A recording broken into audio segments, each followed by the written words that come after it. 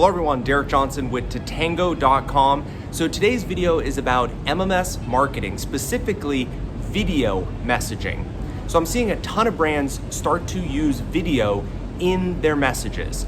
Now, when they send a video, sometimes it's looking like this.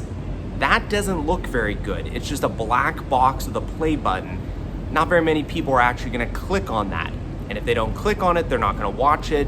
So then why even send a video message to your subscribers? So how do you fix this? How do you make it look much better?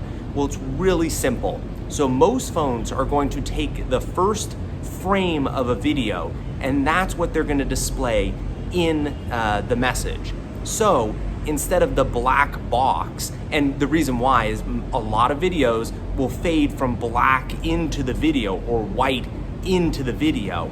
So it makes sense. The first frame is usually black or white, or even if it's a image, it might not be the best image. So what I recommend doing for video messages is the first frame in the video, put it almost as like a thumbnail so that it attracts people to click on it. Now, it will go from the thumbnail really quickly and they'll jump into the video. I don't think anybody really cares, and a frame is very, very quick. So instead of looking like a black box, it looks like this.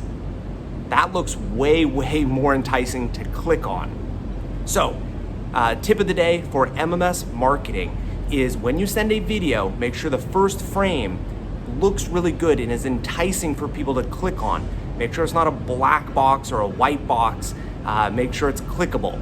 So that's my tip. Again, my name is Derek Johnson with Tatango.com, and this is a video tip for video messaging with MMS marketing.